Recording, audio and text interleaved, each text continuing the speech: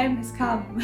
It's time to make another Linoprint again, but this time I want to challenge myself. My go-to size when doing prints is usually this one, which isn't too small, but I rarely do really huge prints, which is what I'm going to try today. The only huge print I've tried so far were these ladies dancing in the water. I don't hate it, but I have the feeling that I didn't use the whole space I had to its full potential. So my plan for this print is to redo it and make it even better, so follow me along. Let's start with the concept. I want to keep the dancing ladies and the water beneath, but I want to try different angles and also change the ornaments on the sides. To find the right motifs, I look for reference pictures online so I can make it more authentic. And when I need some anatomical references, like for the dancing part, it's just way easier and faster to just shoot the photo myself. This way I have the exact perspective and size that I want it to be. Nonetheless, I still look up some traditional Russian dresses and some ornaments.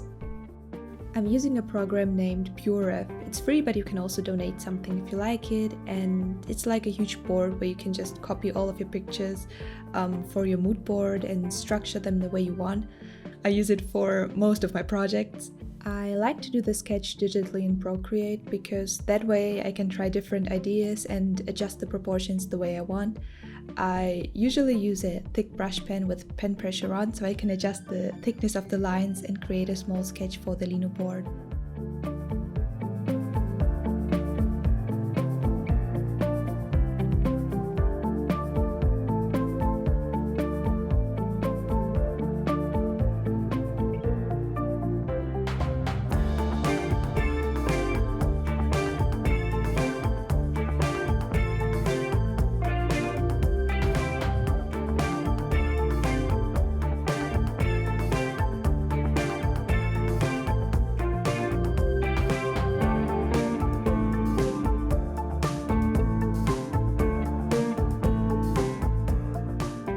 To transfer the sketch, I'm using these coal paper sheets. Since they're smaller, I have to use 2 of them and fixate them with some tape.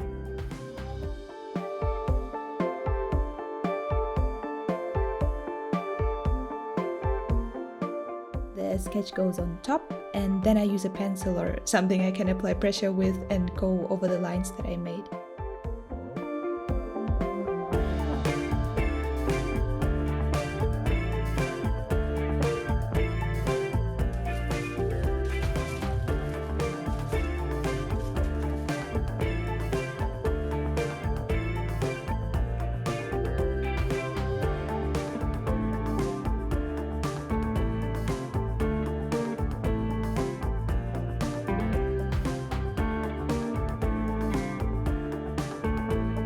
So just a few weeks ago I discovered that I had to, sharpen my tools to keep them in good condition.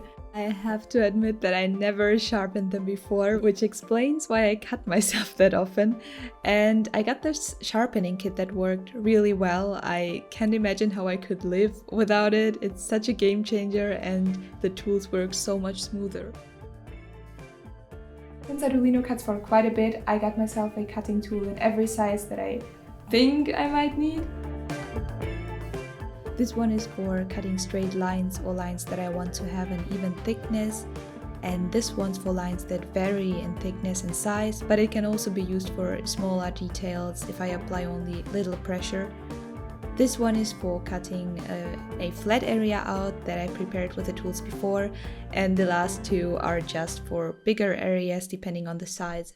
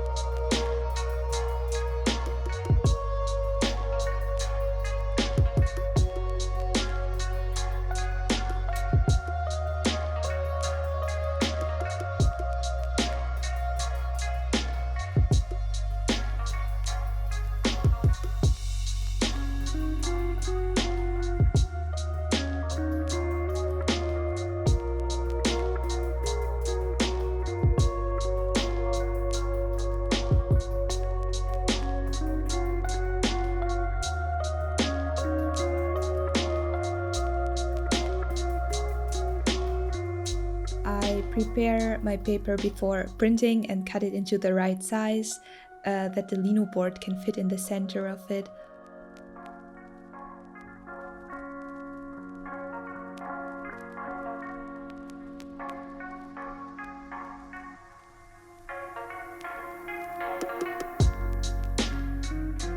I'm using simple black lino paint that dries slowly and is water-based.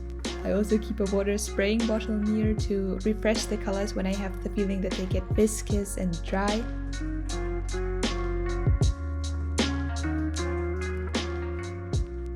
I have 2 rolls, but the bigger one just isn't as accurate, which is why I use the smaller one more often. I take a bit of the paint and fold it on some smooth surface to make sure that the paint is evenly applied on the roll and only then applied onto the board.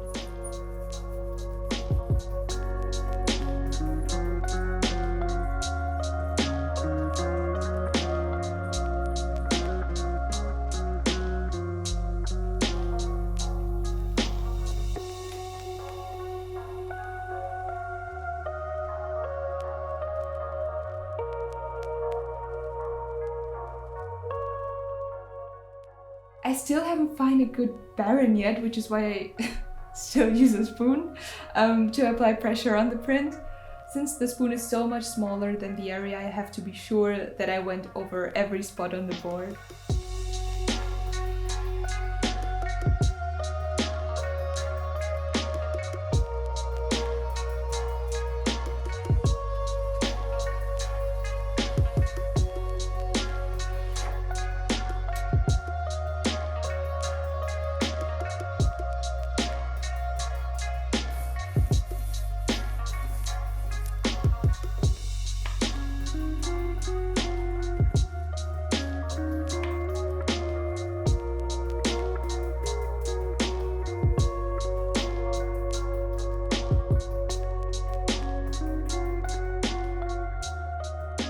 These are the finished results. The first and last ones didn't turn out as great. I've applied too little pressure here and there, or sometimes I use too much paint.